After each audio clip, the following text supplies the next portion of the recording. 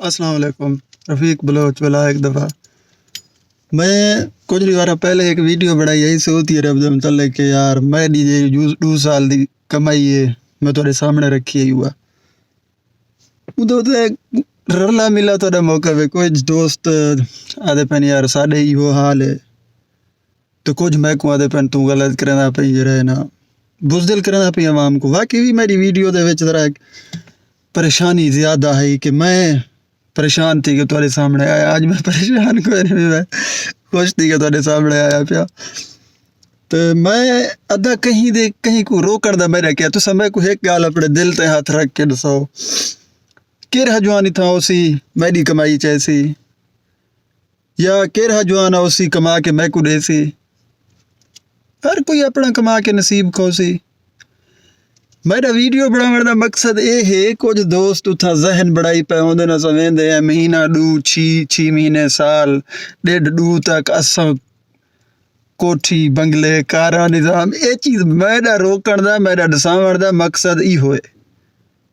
अगर उनके नहीं अलावा तुसा अगली गाल कैलकुलेट करो ना मैं ये चीज सामने तेरे रखी आई मैं 2 साल दे विच 9 लाख दा मकरूज हमी 9 लाख दे विच मेरे उते तकरीबन 1.5 बच्चा पे मैं 2 साल तकरीबन 8-9 लाख तक कर्जा करदा रही भला उनके अलावा घर ही चलता रह गया मैक्सीमम घर दे विच 30 तो 35 हज़ार महीना वेंदे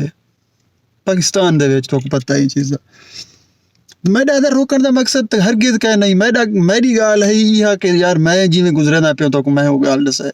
कुछ दोस्त इंज इत्थां भी इंज हैं जेरे फिट खड़े टेंशन उन्हें को कहे नहीं अल्हम्दुलिल्लाह उन्हें रोजगार इंज ही है वो सोच नहीं सकते तुसा भी नहीं सोच सकते मैं भी नहीं सोच सकता बहुत चंगे पोजीशन ते चंगा रोजगार करें पैन तो कुछ दोस्त बातें हैं भी हैं बेचारे जिरे मुकम्मल बेरोजगार हैं जो काफ़ी अरसे के बैठे बेरोजगार मुतफिक मेरे गाल के नहीं मैं गलत गाल तो आकूँ आने यार क्यों करे सा और सऊदी जिन मुल्क बह के मैं क्यों अफवाही में कूड़ पिले सा ना तो दूजी गाल एक दोस्त मैं कमेंट की थी पुलिस वाला मैं वो कमेंट दा वलदा नहीं था बेजुआन को वलदे रहंदे रह गए कमेंट जाले भी मेरी पुरानी वीडियो है चौदा कमेंट खड़े किसी मैं पुलिस दी नौकरी छोड़ के अंदा पे सऊदी अरब कमावण दा देखो पुलिस दी एक चंगी नौकरी है पाकिस्तान दे विच मैं ये समझना जज करे भी चंगी नौकरी है और अगो दोस्त आप समझे सी पुलिस वाला अदा सीधी गाल सच्ची गाल तो मैं दसां पुलिस नाल मेरी कोई दुश्मनी काहे नहीं लेकिन पुलिस पाकिस्तान दी मेरे को चंगी भी नहीं लगती वो चीज़ कने तू आप भी पुलिस वाला जवाना मुतफिक हो से क्यों क्योंकि तुम्हारे किरदार ते बेतहाशा धब्बे हैं चाहे तेरी किरदार पा के तू ठीक ही में तू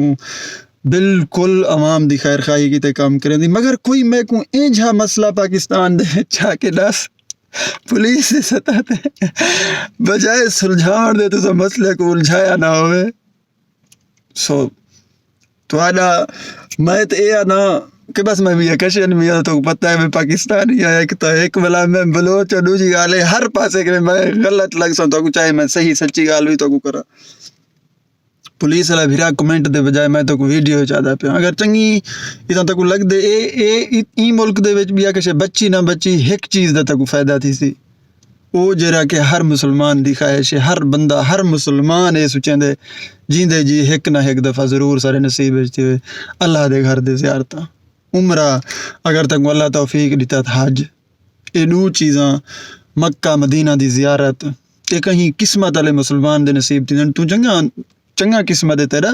तो वाला दूजी गल सऊदी अरब दे मुल्क ते रोकण दा तो मेरा कहीं किस्म दा हक नहीं बनता मैं मुसलमान हाँ मुसलमान दा किबला है काबा है मदीना पाक है कि मैं जुरत कर सकता तो कुरान बिस्मिल्लाह साथ बिस्मिल्लाह और मगर जहन ई तरीके नाल बना के आओ 6 महीने साल 2 असा कमावण दे पे हो ना कमावण सऊदी अरब वो तुम्हारे नसीब एक अलग गाल है मगर नॉर्मली एक लेबर एक मजदूर बंदा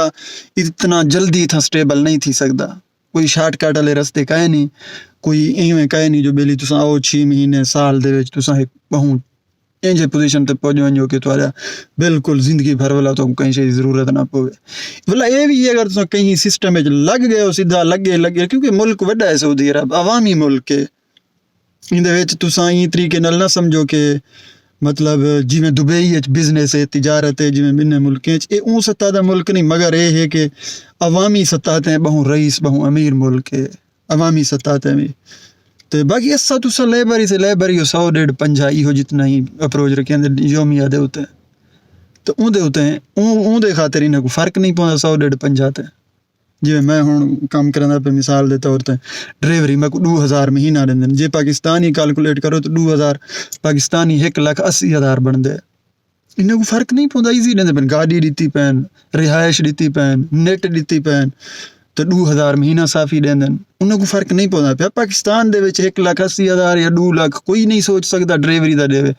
गाड़ी जा को देवन ड्राइवरी दे खातिर खड़ावन पाकिस्तान है जुल्म एक चंगा मारूफ ड्राइवर को 20 तो 25-30,000 ही मैं ज्यादा आदा पे तकरीबन वड्डे जेरे बस दे हैवी ड्राइवर हैं वो शो दे इतना कमांदे इत्थां जेरा बस चलेंदे ट्रैक्टर वाले वो चंगा कमांदे नो पाकिस्तान दे विच आओ लाइन सेट करके आओ अगे इत्थां जो आओ तो काम गोलड़ा ना पवे परेशानी तो को नथी मेरा आखण दा मकसद है बाकी पुलिस वाला विरासत बिस्मिल्लाह तोबा पाकिस्तान दे विचों कीती आवी इत्था के वाला जेरा है ना काफे दे सामने तोबा वो गलत है उठाओ तोबा कीती आवी जेरे जुल्म ज्यादतियां कीते नहीं क्योंकि जीवना तो महदूद है दुनिया दे उते कौन है जेरा इत्थां सदियां जींदा रहेगा मैं यानी मैं नॉर्मली तो कुछ दसना पिया जिंदगी मौत अल्लाह दे हाथ है मैं खुद एक मिनट दई ना तो पता ना मैं को पता अगर मैं जीवा ही सही नॉर्मल तो मैं तकरीबन 35 साल अपनी उम्र गुजारी पिया बिया कितना जी सा 35 साल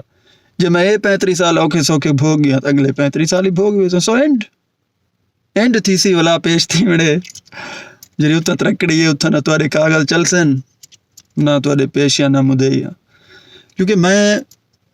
कशा नहीं याद अभी खुश रहो दुआएं याद रखो मायूस बिल्कुल नहीं वो जिंदगी दे सौख औख ये जिंदगी का हिस्सा है मैं आज तुम्हारे सामने पता नहीं किवें मैं 1 महीना पहले पता नहीं किवें मैं 6 महीने पहले पता नहीं किवें साल पहले पता नहीं किवें आज अल्हम्दुलिल्लाह मैं ठीक हूँ खुश रहो दुआएं याद रखो अल्लाह ने के अल्लाह हाफ़िज़।